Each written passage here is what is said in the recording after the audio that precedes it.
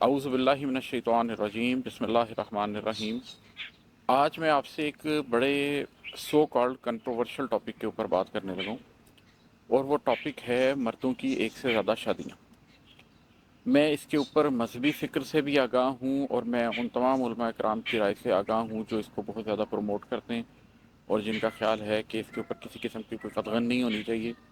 اور مردوں کو ابھارتے ہیں اس بات کے اوپر کہ آپ 2 3 یا 4 شادیاں کریں۔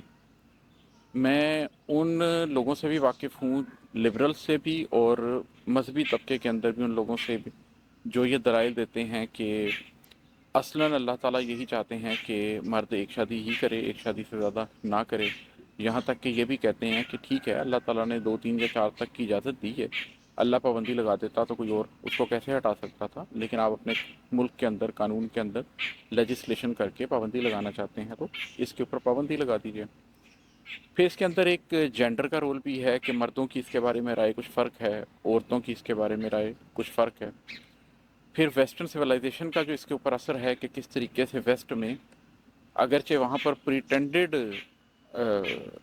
ہے یہ ساری چیز کہ لوگ صرف ایک شادی کرتے ہیں، حقیقت تو یہ ہے کہ وہاں پر جو کچھ بھی ہے وہ چھپ چھپا کے ہو رہا ہے، اور اس معاشرے کے اندر بگاڑ اس سے زیادہ بھی ہے۔ پھر اس کے علاوہ ہندو معاشرت کا جو ایک اثر ہے وہ بھی سب کچھ پایا جاتا ہے۔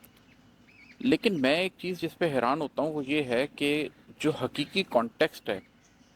جو حقیقی ڈیموگرافی ہے، جس کی وجہ سے یہ ساری بات کی گئی ہے، اس کو کوئی بھی ڈسکس کرتا ہوا نظر نہیں آتا۔ تو میں نے یہ ضروری سمجھا کہ اس کے اوپر جو میرا موقف ہے میں اس کو بڑے واضح طور پر آج بیان کر دوں کہ میں کیسے سمجھا ہوں اللہ تعالیٰ کے اس حکم کو۔ دیکھیے، پہلی بات تو یہ جاننا ضروری ہے کہ اللہ تعالیٰ جب کسی چیز کا حکم دیتے ہیں تو وہ چیز اس دنیا کے اندر پریکٹیکلی پاسبل ہونی چاہیے۔ جیسے اگر ہمیں یہ حکم دیا گیا ہے کہ ہم پانی سے وضو کریں، اگر اس دنیا کے اندر پانی پایا ہی نہ جاتا، اس کی جگہ کوئی اور لکوڈ پایا جاتا، تو دنیا بھی اللہ نے بنائی ہے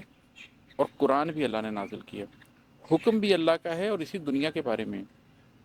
اس بات کی کوئی لاجک نہیں رہ جاتی تھی کہ پانی سے وضو کرو اگر دنیا میں پانی پایا ہی نہیں جاتا،